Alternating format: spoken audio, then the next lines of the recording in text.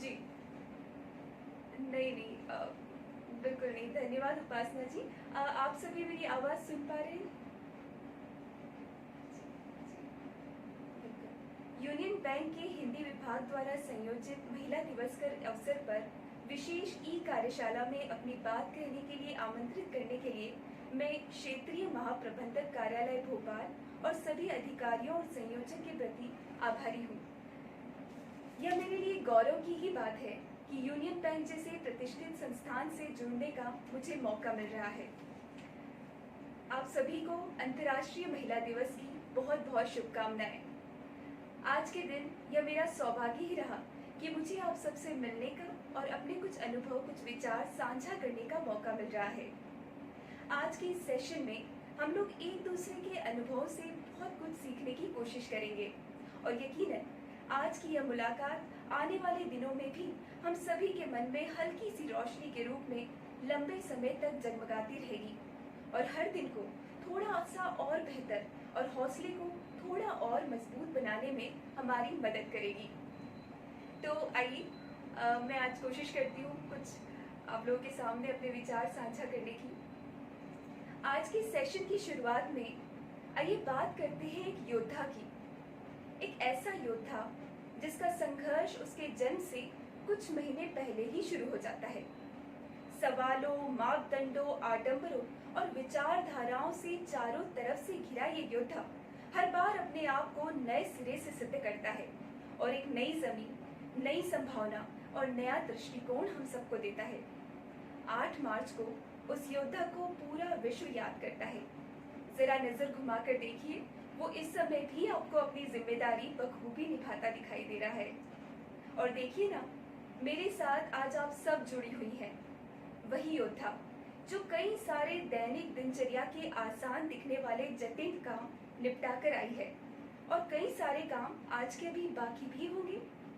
अलग अलग भूमिका में समर्पण के साथ जुटी है, एक नदी की तरह लगातार निश्चल मुस्कुरान बिखेरती हुई, हर तरह के पथरीले उतार चढ़ाव भरे रास्तों से गुजरती हुई, दूसरों की हिम्मत बढ़ाती हुई, अपनों के चेहरे पर उनके भीतर मन की गहराइयों को समझ जाने वाली आज रुकी है कुछ पल मुझे सुनने के लिए। इसके लिए मैं आप सभी के प्रति आभार व्यक्त करती हूँ। दोस्तों, देखा जाए तो वैसे तो हर एक दिन महिला के नाम ही है, तो फिर एक दिन उनके बारे में क्यों सोचना, उनके मुद्दों पर क्यों बात करना। एक तरह से हमारी जो इच्छा है वो समानता को लेकर है, फिर हम क्यों बार बार अलग से महिला दिवस मनाते हैं। इस बात को हम कुछ इस तरह से समझ सकते हैं जैसे भाषा में विशेषण या एडजेक्टिव की क्या जरूरत है। जब भी हम किसी बात, मुद्दे पर जोर देना चाहते हैं तब हम वहां विशेषण का प्रयोग करते हैं, जैसे गर्मी और भीषण गर्मी। भीषण उसकी तीव्रता दर्शाता है। उसी तरह आज भी महिला दिवस मनाना जरूरी है, क्योंकि आज भी महिलाएं मूलभूत जरूरतों और सम्मान के लिए संघर्ष करती दिखाई देती है। हमारी मांग समानता को लेकर है। महिलाएं चाहती है उन्हें मनुष्य समझा जाए, पर बढ़ते हुए अपराधों को देखकर लगता है कि हर बार बार ऐसे प्रसंग, ऐसे आयोजन होते रहें जिन पर महिलाओं के मुद्दों पर खुलकर चर्चा की जाए। दोस्तों, अभी तक महिलाओं को, उनके व्यक्तित्व को समझने में समाज काफी हद तक विफल रहा है। हालांकि कई लोग आगे जरूर आए हैं जिनके कारण परिवर्तन होता दिखाई भी दे रहा है, पर अभी भी एक लंबी दूरी तय करना बाकी है। ये बहुत दुख की बात है कि बहुआयामी व्यक्तित्व होते हुए भी उन्हें हमेशा एक तरह के सांचे में सीमित करने की कोशिश की जाती है, चाहे किसी खास रंग रूप की बात हो या पहनावे की या फिर उनके काम करने की आजादी की। एक तरह का सांचा उनके लिए बना दिया गया है और ज्यादातर समाज उसी पर उन्हें परखने और मूल्यांकन को तवज्जो देता रहा है। एक कविता मैंने महिला दिवस पर लिखी थी, अगर आप चाहें तो मैं सुनाऊं। उम्मीद है आप सब सुन रहे हैं। जी जी जी, शुक्रिया। कविता का शीर्षक है महानता का ताज। उम्मीद है आपका मन और मेरा मन अब एक होने वाला है इस कविता के माध्यम से। महानता का ताज। महान नहीं हूं, अपने हित साधने के लिए महानता का मुकुट न पहनाए। बेटी हूँ, पत्नी हूँ, बहू हूँ और माँ भी, मगर सबसे पहले इंसान हूँ। प्रेम के बीज अंकुरित है प्राकृतिक रूप से भीतर, नमी ज्यादा है इसलिए बुझा पाती हूँ रिश्तों की आग, निकल पाती है नई कोपले सूखे बरगद से। दहलीज पार करते समय थरथरा गई आत्मा तक, जब बढ़ाया था पहला कदम। महानता का मुकुट जो पहना दिया समाज ने उसका मान रखते हुए, आज भी सुबह का सूरज और चिड़िया के बोल उसी तरह लुभाते हैं जैसे लुभाते थे जब महान नहीं, खुद एक छोटी सी चिड़िया थी। प्रेम से लबालब जरूर है मन, पर दोगली भाषा के शोषण से त्रस्त है। कभी माता की तरह पूजी जाती हूँ, कभी शोषण का शिकार होती हूँ, कभी तुल जाती हूँ हल्की भाषा में। महान नहीं हूँ, इंसान हूँ, आपकी ही तरह। शरीर की जकड़न, मानसिक थकान, उत्साह, आशाएं और प्रतिभा सब कुछ समाया है। बुनियादी वजूद की लड़ाई लड़ती हूँ, दूसरों को संभालते हुए खुद का रास्ता खोजती हूँ। ये एक कविता थी। दोस्तों, कसौटियां कई बार रखी गई, पर महिलाओं ने अपने हौसले और हिम्मत के बल पर हर बार एक नई सुबह का आगाज किया। उन्होंने चेहरे पर मुस्कान सजाई और हमें मिट्टी की खुशबू से लेकर अंतरिक्ष की यात्रा कराई। आज ऐसा कोई भी क्षेत्र नहीं जहाँ किसी महिला का योगदान नहीं है। कुश्ती के अखाड़ों से लेकर खेल के मैदान में, दिग्गज कंपनियों के शीर्ष पर, आसमान में ऊंची उड़ान भरते या फिर नीले समुद्र में गोते लगाते, समाज सेवा, राजनीति में हर तरफ। और हम नहीं भूल सकते हमारे होम मेकर, कई सारे कामों को एक साथ संभालती गृहिणी को, जिनके कारण आज हम सबका जीवन इतना व्यवस्थित है। और आज जब हम सब साथ हैं, एक दूसरे की ताकत है, तो कुछ भी हो सकता है, चमत्कार हो सकता है। देखा जाए तो यह सच है कि असल बदलाव हमसे ही शुरू होता है। महिलाएं आत्मनिर्भर और समय के साथ कदमताल करती हुई रहे तो काफी बदलाव आ सकता है और आ भी रहा है। पर असल बदलाव की लहर तो तभी आ सकेगी जब महिला खुद के प्रति और अपनी महिला साथियों के प्रति नजरिया बदलेगी। हम अक्सर कुछ बातें नजरअंदाज कर देते हैं, जैसे जब कोई किसी महिला के कपड़ों और काम, उसकी बोली के बारे में मजाक उड़ा रहा होता है, तब हम उस पर ध्यान नहीं देते, जबकि हमें उसी समय उसे टोकना चाहिए। घर में ऐसे रीति रिवाज जो केवल महिलाओं पर अनावश्यक बोझ ही बढ़ा रहे हों, उनका बहिष्कार करना चाहिए। हमें कभी कभी लगता है चुप रहने से हम अनावश्यक विवादों से बच जाएंगे, जबकि असल में उस समय का मौन कई घातक परिणामों के रूप में बाद में हमारे सामने होता है। इसलिए सही मुद्दों पर साहस के साथ आवाज उठाना बेहद जरूरी है। हमारे छोटे छोटे प्रयासों से ही एक आदर्श और खुशनुमा समाज की रचना संभव है। भले ही उसके लिए हमें कभी कभी कड़वे घूंट पीने पड़े, या हो सकता है ऐसे सबक सामने वाले को देने पड़े जो उस समय भले से उसको कड़वे लग रहे हों, पर असल में भविष्य को मिठास से भरने के लिए काफी कारगर हो। अब जरा आप लोग मुझे बताइए कि आप लोगों का मनपसंद स्वाद क्या है। मतलब आपको मीठा पसंद है, नमकीन पसंद है, खट्टा पसंद है या कड़वा? बताएंगे आप लोग कुछ अनम्यूट करके, क्या कौन सा स्वाद आपको पसंद है जीवन का, खाने पीने का?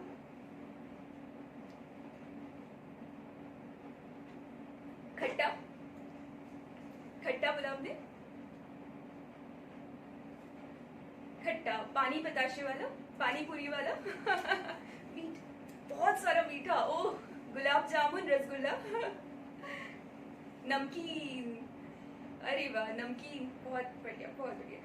पर आज मैं आप लोगों को कड़वे को इस तरह से कड़वे की गुणगान इस तरह से सुनाने वाली हूँ कि आप लोग बोलेंगे कि कड़वा भी इतना बुरा नहीं है तो मुझे लगता है कि जीवन में कड़वे की उपस्थिति के कारण ही मिठास का महत्व हम जान पाते हैं। दोनों एक दूसरे के पूरक हैं, दोनों के कारण ही जीवन का वास्तविक जायका है। हम जब एक दूसरे से खान पान की रुचि के बारे में पूछते हैं तो अक्सर ये सामान्य सा सवाल पूछने में आ ही जाता है कि आपको मीठा पसंद है या नमकीन, या आप नमकीन में क्या खाना पसंद करेंगे। आज तक किसी ने कभी नहीं पूछा होगा कि आपको कड़वा पसंद है, कड़वे में क्या लेना पसंद करेंगे। आखिर कड़वे का इतना तिरस्कार क्यों? शायद इसलिए क्योंकि कड़वा आमतौर पर रुचि से खाया पिया नहीं जाता। यह अलग बात है कि कभी कभी मजबूरी में कड़वे घूंट उतारना और निगलना जरूर पड़ जाता है। कड़वे का तिरस्कार शायद हमारी एक बहुत बड़ी भूल है। कड़वा ही है जो हमारे भीतर गहरा उतरता है और लंबे समय तक अपना स्वाद बनाए रखता है। ठंड के दिनों में तो बुजुर्गों द्वारा कड़वे मेथी के दाने गुड़ लड्डू खाने की हमारे यहाँ परंपरा सी है। कहते हैं कैसी ही दुर्बलता क्यों न हो, इसका सेवन आपको बलवान बना देता है। ऐसे ही कुछ कड़वे बोल भी बड़े कारगर होते हैं जो आपका पूरा जीवन ही बदल डालते हैं, या कहे कि आपकी गाड़ी को सही पटरी पर ले आते हैं। ये कड़वापन आसानी से आपका पीछा भी नहीं छोड़ता जब तक कि आपको पूरी तरह से दुरुस्त ना कर दे। जो जितना कड़वा है असल में वो उतना ही हितकर है। करेला और वह भी नीम चढ़ा, ये केवल कहावत नहीं है, ये विशेषता है उसकी। कड़वेपन का फायदा उठाने में ही समझदारी है। हालांकि लौकी, गिलकी, तिरोई अगर कड़वी हो जाए तो तिरस्कार के योग्य है, क्योंकि वे कड़वी होकर अपने प्राकृतिक गुण से बेरा हो जाती है। बेरा हुई कोई भी चीज अंततः नुकसानदायक ही होती है, चाहे वो रेलगाड़ी हो, आचरण हो, सब्जी हो या मनुष्यता। सभी को बेपटरी होने नहीं देना चाहिए। करेला हो, नीम हो या आलोचना, ये सब कड़वाहट के बावजूद गले लगाने योग्य है। अगर आप अभी कड़वा खा रहे हैं, कड़वा अनुभव कर रहे हैं, तो आप भविष्य में मीठे के सेवन को सुनिश्चित कर रहे हैं। अगर कोई आपको कड़वा नहीं बोल रहा, तो आपको ये देखना चाहिए कि ऐसा क्यों हो रहा है। क्या आप इस समाज में है या नहीं? सच तो ये है कि कड़वेपन का सामना करने से हम अधिक शक्तिशाली बनते हैं। दोस्तों, जहर का स्वाद कैसा होगा? अब आप सोच रहे होंगे इसने गुलाब जामुन से बात की थी और अब ये हमसे जहर की बात कर रही है। देखिए, पता नहीं जहर का स्वाद कैसा होगा, हमें तो नहीं पता, लेकिन निश्चित ही जहर पीने का वास्तविक कारण अनपेक्षित कड़वाहट को स्वीकार न कर पाना ही होगा। अगर जीवन की कड़वाहट को भी एक जरूरी स्वाद समझकर उसका लुत्फ उठाया जाए, तो शायद ही निराशा में किसी भी इस तरह के जहर की जरूरत पड़ेगी। इसलिए मिठास के साथ साथ जीवन और भोजन में थोड़े कड़वे स्वाद का भी मजा लीजिए। तो मीठे, कड़वे, नमकीन सब आपको, अब मुझे लगता है सभी स्वाद आपको रुचिकर लगते होंगे। शरीर की रोग प्रतिरोधक क्षमता बढ़ाने के लिए हम लोग कई चीजें करते हैं। काढ़ा पीते हैं, एलोवेरा जूस, और अभी इन दिनों कोविड के समय में तो हमने हर तरह की चीजें करने का प्रयास किया है। पर हम कभी मन के बारे में हम अक्सर नजरअंदाज कर देते हैं, जबकि मन की सफाई बहुत जरूरी है। अब देखिए ना, घर की साफ सफाई हो और शरीर की बाहरी सफाई तो हम बड़ी मुस्तैदी से कर देते हैं, तो हमें एक बार अपने भीतर की व्यवस्था का भी पुनरावलोकन जरूर कर लेना चाहिए। इसके लिए कुछ सवाल खुद से करना बहुत आवश्यक होता है। भले ही हम किसी भी उम्र में हो, हमें कुछ सवाल हम अपने आप से हर बार करते रहना चाहिए। जैसे कि क्या हमारे बचपन की मासूमियत, अल्हड़पन, वो निश्चल खिलखिलाहट सहज रूप से अभी भी उपस्थित है, या वह भी अनावश्यक चीजों की भीड़ में कहीं ओझिल हो गई है? हमारा शरीर पूरे दिन बिना थके हमारा साथ देता है? क्या चेहरे पर जो झुर्रियां आ गई है वो उम्र की परिपक्वता बयां कर रही है, या फिर वे चिंताओं के निशान है? क्या आज भी हम कुछ समय उन लोगों के साथ बिता पाते हैं जो लोग हमारे प्रिय हैं, जो हमें निस्वार्थ प्यार करते हैं, जिनके साथ हम सहज रह पाते हैं? हर सुबह कुछ नया करने की ललक और जोश के साथ क्या आज भी हम सुबह जाग पा रहे हैं? उम्र के किसी भी पड़ाव पर हम हो, लेकिन ऐसे और कई भावुक और संवेदनापूर्ण सवाल भी हमें खुद से रोज सुनते रहना चाहिए, रोज पूछते रहना चाहिए। खुद को समझना, खुद से बात करना उतना ही जरूरी है जितना जीवन के लिए प्राण वायु ग्रहण करना। उम्र के साथ साथ हमारे अंदर कई शारीरिक और मानसिक बदलाव आए हैं। ऐसे में नई परिस्थिति के साथ खुद को तैयार करना बेहद जरूरी होता है। जो जो हमारे संपर्कों का दायरा बढ़ने लगता है, परिणाम स्वरूप कई तरह के विचारों और खट्टे मीठे अनुभव से हमारा सामना होता है। जो आदतें हमारी पहले रही होगी वो नई परिस्थिति में हो सकता है उपयुक्त न हो। कम उम्र में हमें सबक दिया जाता है कि जो अपने से बड़े कहें वो बात हमें हर हाल में माननी चाहिए। पर अब समय के साथ हमारे बड़ों में केवल हमारे परिजन और शिक्षक ही नहीं है, अन्य लोग भी शामिल हैं। इसलिए अब समझदारी इसी में है कि आदर का भाव सबके साथ रहे, लेकिन खुद के विवेक से ही अच्छे बुरे का हम निर्णय ले सकें। अब समय जब हमसे जिम्मेदारी की अपेक्षा करता है तो उसे घबराने की जगह पूरी ईमानदारी से उसका निर्वाह करना चाहिए। घर के अटाले के निपटान की तरह ही हमें अपने भीतर की सामग्री का निपटान भी करते रहना चाहिए। बढ़ती उम्र के साथ कुछ चीजें त्यागनी चाहिए, वहीं कुछ चीजों को स्वीकार कर लेना चाहिए। ये तभी संभव है जब हम इस बारे में ईमानदारी से विचार करेंगे। अब देखिए, जब घर को रोज साफ करने पर इतना कचरा जमा हो जाता है तो फिर हमारा मस्तिष्क और शरीर कितना कुछ इकट्ठा करता होगा, और फिर विचार तो लगभग अमर ही होते हैं। कुछ गलत इकट्ठा हो गए तो उनसे मुक्ति बड़ी कठिन हो जाएगी। मन के विचार ही है जो हमें कमजोर या मजबूत बनाते हैं।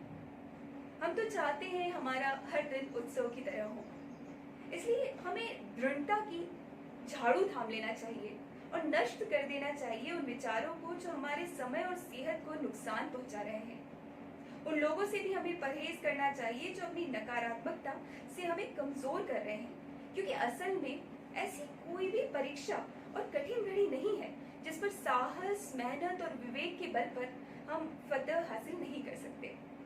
इसलिए मन की साफ सफाई बहुत जरूरी है। नहीं तो अक्सर क्या होता है कि अगर हम खुद के बारे में नहीं जानते ठीक तरह से तो लोग हमें कठपुतली बना देते हैं। आपने कठपुतलियों का खेल तो देखा ही होगा। कैसा लगता है आप लोगों को? कभी इंसान और कठपुतली एक जैसे नजर आते हैं?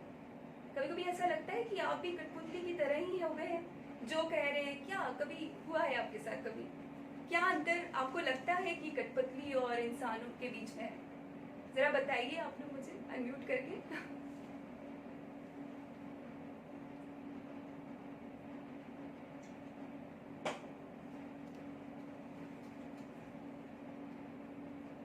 क्या लगता है कठपुतली और इंसान के बीच में क्या अंतर है?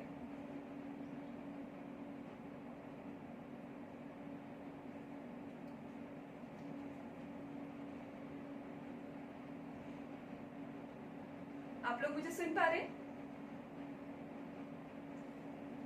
जी जी जी जी।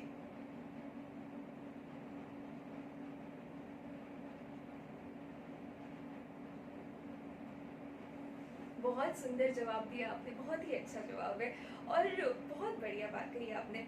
और आजकल कभी कभी ये भी लगता है कि इंसान ही हमें भी, दूसरे इंसान को भी उसी तरह से चला रहा हो, और हम कठपुतली बन गए हैं और वो सामने वाला कलाकार बन गया है। तो ये बहुत हो रहा है, और इसके लिए सबसे अच्छी चीज़ ये होती है कि हम खुद को बेहतर तरीके से जाने। बहुत सुंदर जवाब दिया आपने, बहुत ही सुंदर। इसी बारे में मैं आपसे कुछ बात करना चाहूँगी। कठपुतलियों के खेल में मार्केटिंग और जीवन की भी रणनीति छुपी हुई है। आपने कभी देखा है, कई परिस्थितियों में हमारा आचरण भी काफी हद तक कठपुतली के समान हो जाता है। अब देखिए, अगर हम अपने घर से ही शुरू करें तो किचन में ही किस तरह से हम कठपुतली के खेल में शामिल हो गए हैं। मसलन पहले हमारे हाथों में स्टील, पीतल, मिट्टी के बर्तन, रोटी को लपेटने के लिए मलमल का कपड़ा, हमारे क्षेत्र में उत्पादित होने वाली स्थानीय फल, सब्जियां, अनाजे, दाल, घी, ऐसी सामग्रियां जो सुलभ तरीके से प्राप्त हो जाती थी, उसका हम प्रयोग करते थे और बहुत स्वस्थ भी रहते थे। फिर अचानक किसी कलाकार ने दृश्य बदल दिया और हमारे हाथ में plastic, non stick, aluminium foil, air fryer, नए तरह के अनाज, दूर दराज से लाई एक्सोटिक सब्जियों और फलों ने ले ली। घी का सेवन तक हानिकारक हो गया और खाद्य तेलों की विभिन्न ब्रांडों की बोतलों के साथ हम किचन के सेट वाले स्टेज पर कठपुतलियों की तरह किसी और के इशारों पर डोलने लगे। लंबे समय तक यही दृश्य चलता रहा। फिर अचानक किसी स्वास्थ्य रक्षा की चेतावनी के विज्ञापन के साथ पुरानी परंपराओं को अपनाने के लिए फिर नया स्क्रिप्ट तैयार हो गया। मिट्टी सहित पुराने बर्तनों और प्राकृतिक और ऑर्गेनिक सामग्री के उपयोग के संदेश वाली कहानियों पर मानवीय पुतलियां नृत्य करने लगी, जो एंटीक की तरह महंगा सौदा बन गया। अब देखिए, पहले हम नीम की डाली से दातुन किया करते थे और नमक और सरसों का उपयोग भी दांत साफ करने के लिए करते थे। फिर पाउडर से अपने दांत मांजने लगे। फिर टूथपेस्ट आया, नए रंगों और नए स्वाद में। उसमें लौंग और नमक भी डाला गया और हम कठपुतलियां बहुत खुश होती गई। इन दिनों नीम का दातुन भी ऑनलाइन मिल रहा है। हालांकि ये अलग बात है कि एक नीम का पेड़ अभी भी रोड किनारे खड़ा मुस्कुरा रहा है। तो ये तो मात्र कुछ दृश्य है। इसके अलावा भी हमने अपने इस जीवन नाट्य में कठपुतली का किरदार निभाया है। बाजार और बाजारवाद की उंगलियों से शायद हम इस कदर संचालित किए जा रहे हैं कि समझ ही नहीं आ पा रहा कि हम कठपुतली नहीं मनुष्य हैं, जिसमें बुद्धि और समझ का उपहार जन्म के साथ ही प्राप्त हुआ है। हमारी आस्था और विश्वास, यहाँ तक कि हमारी भाषा, विचार और शिष्टाचार पर भी इसका गहरा असर पड़ा है। एक तरह से हमारा व्यवहार और आचरण भेड़ों के उस समूह की तरह हो गया है। एक ऐसे सामूहिक गान का हिस्सा होते जा रहे हैं हम, जिसमें आंख बंद करके सब सुर में सुर मिलाना ही श्रेष्ठ माना जा रहा है। दुखद है कि हमें इससे ही सुख मिलने लगा है, जबकि ये हमारे लिए बहुत नुकसानदायक स्थिति है। यह स्थिति निजी तौर पर हमारी मौलिकता की भक्षक है। इस तरह की वैचारिक शून्यता एक तरह की नई प्रजाति को जन्म दे रही है, जिनका उपयोग लगभग उसी तरह हो रहा है जैसे किसी प्रयोगशाला में जीव जंतुओं के साथ किया जाता है। बेचने वाले से ज्यादा बड़ी जिम्मेदारी उपभोगकर्ताओं की है कि किन चीजों का स्वागत करना है और किन्हें छोड़ देना ही बेहतर होगा। हम कितने ही आधुनिक क्यों न हो जाएं, पर अपनी जड़ों से जुड़े रहने से ही हमारा पोषण होगा। चाहे किसी नई वस्तु की बात हो, नए विचारों की विवेक, समझ और साहस के साथ उसका पूरा आकलन करना बेहद जरूरी है, ताकि भविष्य में ईमानदार संभावनाओं को सही आयाम मिले और अपने फायदे के लिए हमें कोई कठपुतली न बना सके। अब मेरा अगला सवाल आपसे ये है कि आप लोगों को अपने ऑफिस का पहला दिन याद होगा? किस तरह से पहले दिन से कुछ समय पहले कैसे आपने एंट्रेंस एग्जाम दी होगी, उसके बाद ट्रेनिंग हुई होगी, फिर पहला दिन आया होगा जब जितना भी हमारे सीनियर्स ने हमें सिखाया है वो सारी चीज़ें याद आती होगी। आपने उस पहले दिन को कहीं ना कहीं अपनी डायरी में नोट कर लिया होगा, अगर आप डायरी लिखते हैं तो। नहीं भी किया होगा तो अपने मन में कहीं उसे ऐसी फाइल में रख लिया होगा जो कभी डिलीट नहीं होने वाली है। बहुत सुखद दिन होता है, खुद के लिए, अपने परिवार के लिए उत्सव। तो आप लोग बताएंगे मुझे, आप में से कुछ लोग अनम्यूट करके, कि आपको वो दिन याद है, आपके बैंक का वो पहला दिन? क्या फील कर रही थी आप, कैसा लगा, कैसे आपको पूरा जीवन को उसने बदल दिया? क्योंकि हमें वो, हमारा काम हमें परिभाषित करता है, तो वो हमारे कहीं ना कहीं दिल से भी बहुत जुड़ा हुआ होता है। तो बताइए, आप में से कोई मुझे बताएंगे तो मुझे बहुत खुशी होगी। प्लीज बताइए।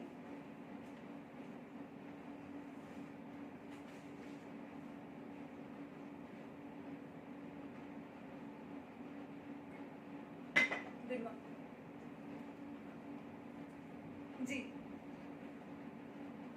रूरल, अच्छा। जी जी।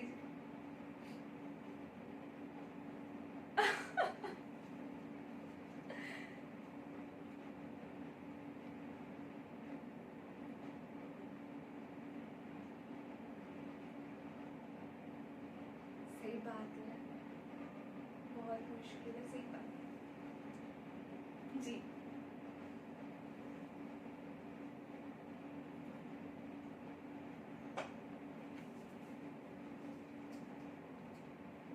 जी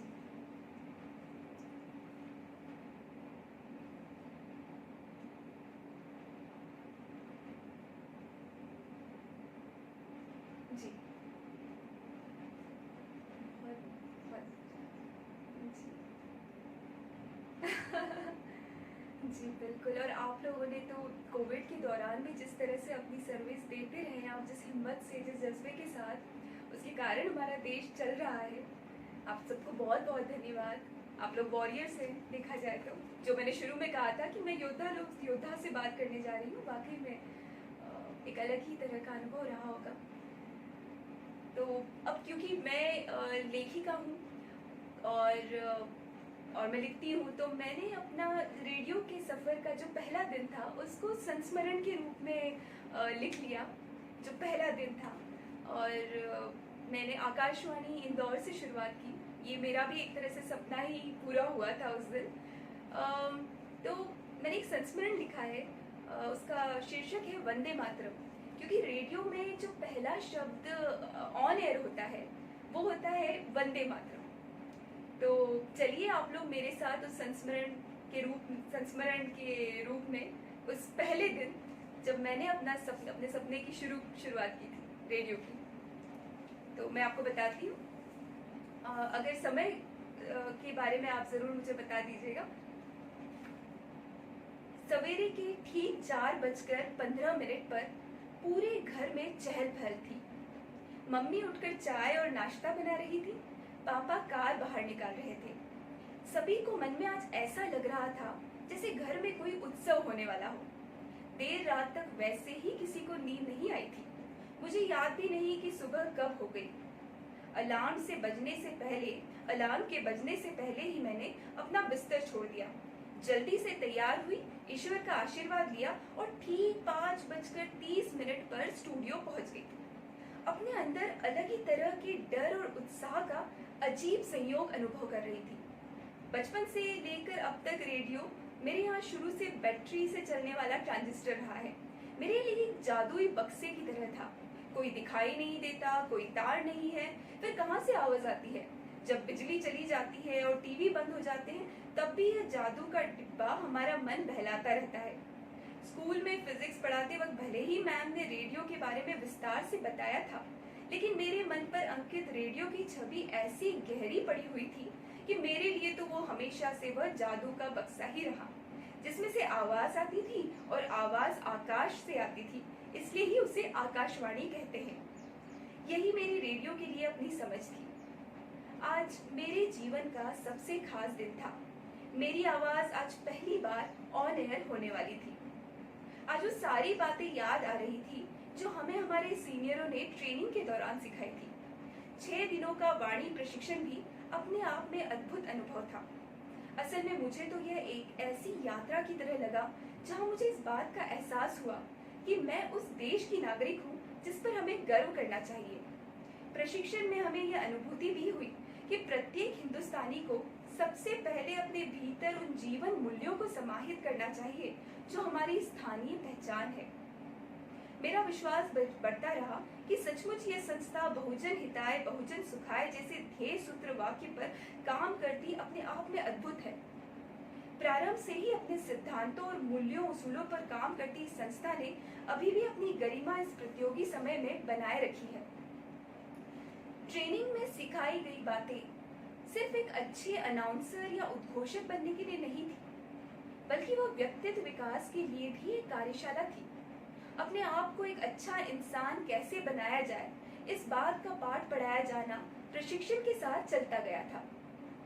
सबसे पहले हमें जो सिखाया गया वह था श्रोता को सबसे आगे माना जाए। जैसा कि अभी आपने बताया कि कस्टमर से किस तरह से बात की जाती है, हमारे इसमें हम श्रोताओं से किस तरह बात करते हैं, ये हमें सिखाया गया। श्रोताओं को सबसे आगे माना जाए, वह ईश्वर तुल्य है। सबसे पहले हमें यही सिखाया गया कि उन्हें पूरे सम्मान और प्यार भरे ढंग से जवाब दिया जाए। विनम्रता को स्वभाव में लाओ तथा कड़वी बात का भी जवाब मुस्कुरा कर दो। सामने वाले के कड़वे बोल पर अपने अच्छे व्यवहार की प्रेम भरी बूंदें उसके मन पर ठंडक पहुंचाती है। आकाशवाणी की लाइब्रेरी का अनुभव भी अविस्मरणीय रहा। दुर्लभ गीतों का, महान हस्तियों की आवाजों का खजाना वहां भरा पड़ा था। सारंगी, बांसुरी, तबला आदि जैसे कई भारतीय संगीत के वाद्य यंत्रों से परिचय यहाँ मिलता रहा। अपनी मिट्टी की खुशबू लिए लोकगीत, लोक संगीत, हमारी क्षेत्रीय भाषा को अभी भी इन्होंने सहेज कर रखा है। शब्दों के सही उच्चारण पर हमें अपनी स्कूली शिक्षा से भी कुछ ज्यादा ही यहाँ सीखने को मिला। यहाँ काम करने वाले लोग, जिनके लिए तो बस यही कहते बनता है, मधुर आवाज, सादगी और हर विषय पर ढेर सारा ज्ञान, यही उनकी सुंदरता है और खूबी भी। आकाशवाणी के साथ उसका विशाल गौरवशाली इतिहास है जो किसी को भी बार बार खुद का अवलोकन करने पर विवश कर देता है। मेरी भी स्थिति कुछ ऐसी ही थी। हालांकि सारे अनाउंसमेंट मैं पहले ही लिख चुकी थी। घर पर बार बार आईने के सामने, परिवार के सदस्यों के सामने मैं पढ़ चुकी थी। एक शो तो मैं अपने सपने में भी कर चुकी थी, पर घबराहट अभी भी जो की त्यों बनी हुई थी। इंदौर केंद्र के स्टूडियो के अंदर आकाशवाणी की चिर परिचित सिग्नेचर ट्यून को हल्की हल्की फेड आउट करते हुए अनाउंसर के माइक्रोफोन की आवाज को पूरी तरह खोलकर सुबह 5:55 पर जैसे ही मैंने पहला शब्द बोला, वंदे मातरम, मेरा सारा डर समाप्त हो गया और एक बुलंद इरादों वाला विश्वास मुझ में भर गया। मेरी आवाज में वंदे मातरम आकाश को चीरते हुए जादुई डिब्बे के माध्यम से न जाने कितने घरों में पहुंच गया। इसके बाद बंकिम बाबू का लिखा हमारा राष्ट्रगीत वंदे मातरम सुजलाम सुफलाम मातरम बजने लगा। हजारों बार गाए और सुने इस गीत में इस बार मैं कुछ नया ही अर्थ महसूस कर पा रही थी। ये एक संस्मरण मैंने लिखा था जब मेरा पहला दिन रेडियो में मैंने बिताया था। आप लोगों में से कुछ लोग कविता, कहानी, कोई किसी साहित्य की किसी विधा से संबंध रखते हैं, कुछ लिखते हैं कभी कभी, बताएंगे आप मुझे? शुरुआत में सर ने बहुत अच्छी कविता भी सुनाई थी, आप लोग अनम्यूट करके बताएं।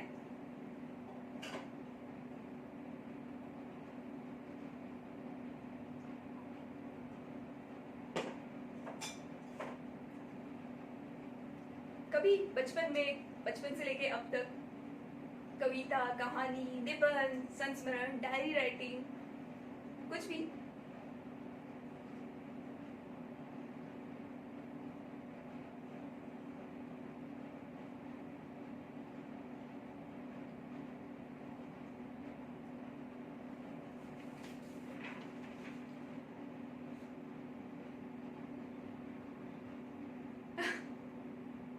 अच्छा जी जी जी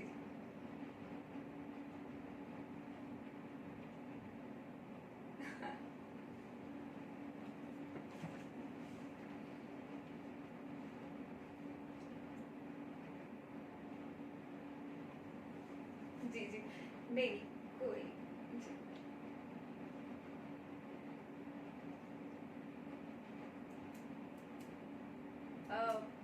बिल्कुल, आप जैसे ही आए आप ज्वाइन कीजिएगा, अपने अनुभव बताइएगा। मुझे यकीन था कि हम सब में बहुत से कहानीकार, कवित्री सब होंगे ही।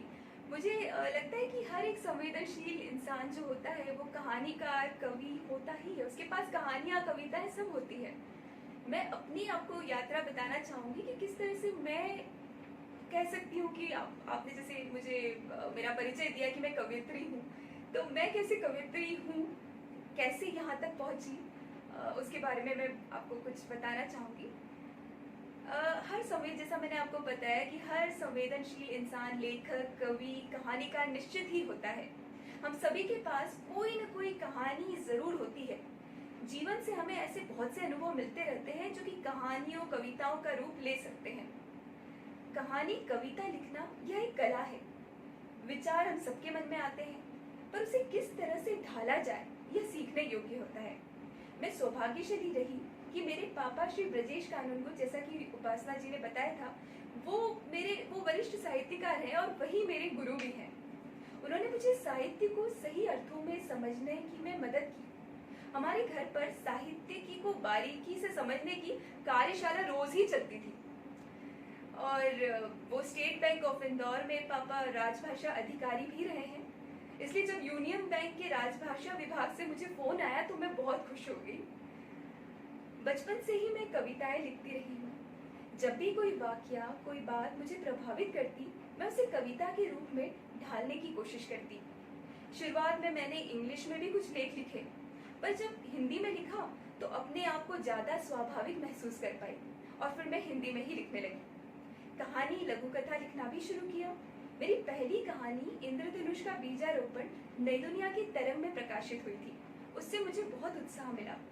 इस बीच रेडियो में अनाउंसर बन गई।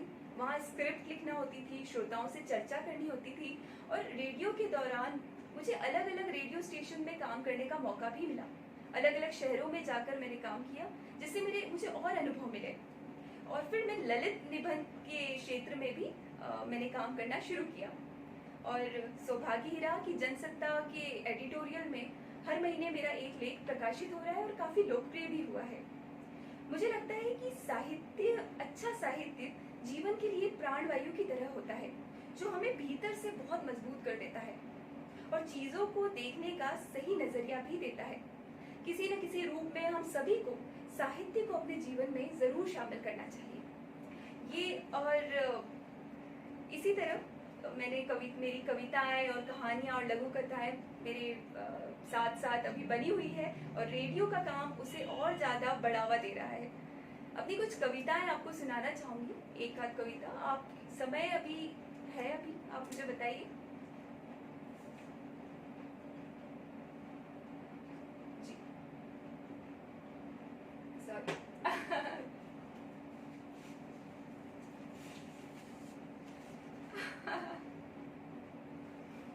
जी बहुत बहुत धन्यवाद उपासना। शुरुआत में अभी जब प्रोग्राम शुरू हुआ था तो मैं सुन रही थी, सर ने माँ के बारे में कहा था, तो मेरी कविता माँ के लिए ही है।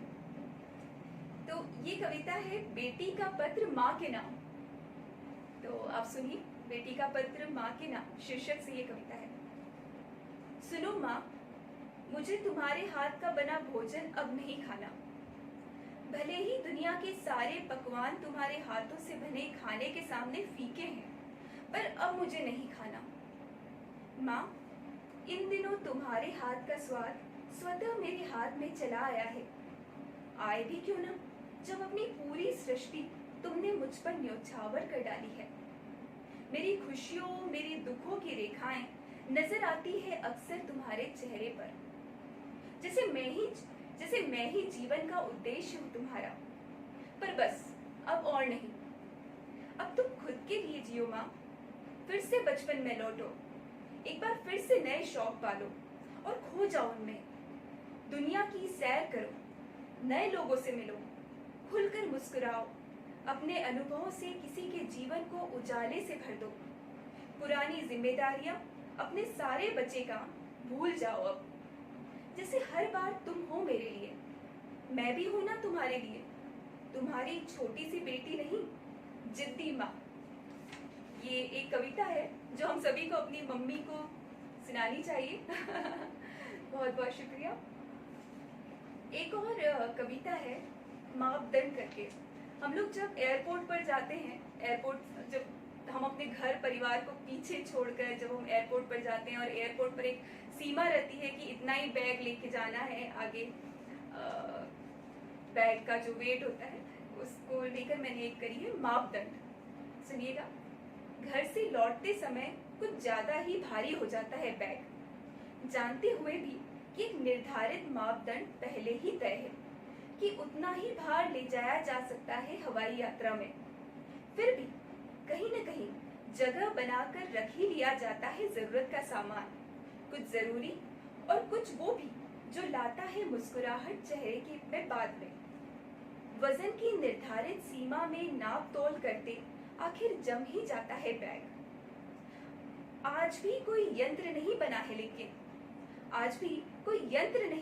लेकिन मन के भारीपन और यादों के पुलिंदे को जांचने के लिए जो आ जाते हैं साथ साथ किसी भी पैमाने में बंधे बिना। ये एक और। अब मुझे लगता है बहुत आखिरी मैं पड़ाव पर आ गई हूँ अपने सेशन की, और फिर से मैं अंत में आपसे एक और सवाल पूछूंगी, तो उम्मीद है आप लोग जवाब देंगे कि जब हम घर पर रहते हैं या हम घर से बाहर निकलते हैं तो कुछ चीज़ें होती है जो हम हमेशा अपने पास रखते हैं। इन दिनों जैसे सैनिटाइजर, मास्क, ये नई चीज़ें ऐड हो गई है। उसके अलावा भी हम घर से बाहर निकलते हैं तो अब जैसे मैं अपने साथ, क्योंकि मुझे बोलना है तो मैं पानी का ग्लास मैंने रख रखा है, बॉटल हम रखते हैं, पर्स रखते हैं। ऐसे क्या क्या चीज़ें हैं जो आप लोग अपने साथ रखते हैं? बताइए प्लीज। कुछ भी, जो भी अभी आपके पास है, आप घर पर भी याद रखते हैं कि मेरे पास ये है कि नहीं, बहुत जरूरी है।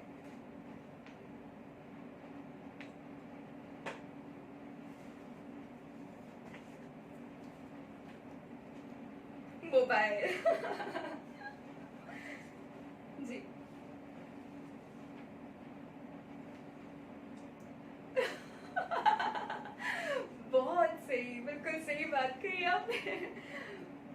महिलाओं का वो जो बैग होता है वो इतना बड़ा क्यों होता है, ये बहुत रहस्य की बात है, पर हम जानते हैं कि क्यों होता है। और भी बताइए आप लोग, और क्या रहता है आपके पास, क्या क्या रखते हैं वो चीज जो बहुत जरूरी है?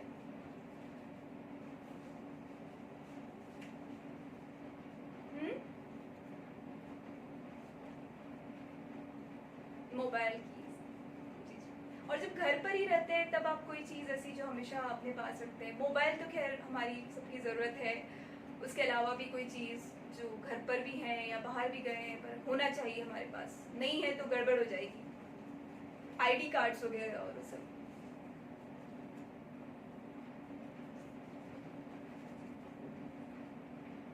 ऐसा कुछ नहीं रखते जी? चश्मा। जी जी। काम दीजिए। सही बात है। चलिए मैं आपको नहीं बताइए जी।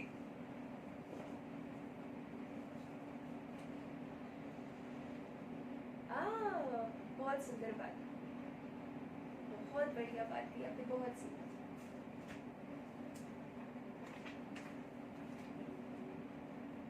जी बहुत सुंदर बात की है आपने, बहुत सुंदर बात की है।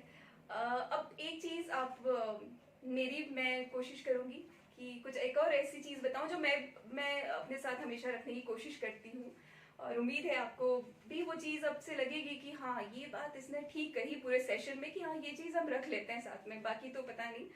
तो मुझे लगता है कि अगली बार एक और चीज़ याद से आपको अपने साथ रखनी ही चाहिए, वो है अपना बचपन। अपना बचपन, चाइल्डहुड, अपना बचपन, जी हाँ, वही मासूमियत, छोटी छोटी बातों में ठहाकों से पेट में दर्द मचा देने वाली हंसी, दूसरों को आदर और मदद करने की हिदायत जो हमारी धरोहर भी है। उस बचपन को कभी खोने न दे, थोड़े से बचपन को अपने अंदर घोंसला बनाने दे। बचपन का कोई खेल, कोई हुनर, उसे आज भी करें। कैसे पतंग को आकाश में ऊपर और ऊपर गोते लगवाते थे, वो गुनगुनाता बच्चा, डांसर, वो सफेद कैनवास पर रंगों का इंद्रधनुष बिखेरता बच्चा, बर्तनों को बजाता ड्रमर, दूसरों की मदद करने के लिए तैयार सोशल वर्कर, उसे आज भी इजाजत दे रोज के कामों को कुछ पलों के लिए कोने में रखकर एक ऊंची, बहुत ऊंची उड़ान भरने के लिए। मेरी तरफ से आज बस इतना ही। उम्मीद है आप लोगों को मुझे सुनकर अच्छा लगा होगा, मुझे बहुत अच्छा लगा। बहुत बहुत धन्यवाद। Thank you so much. शुक्रिया उपस्थित।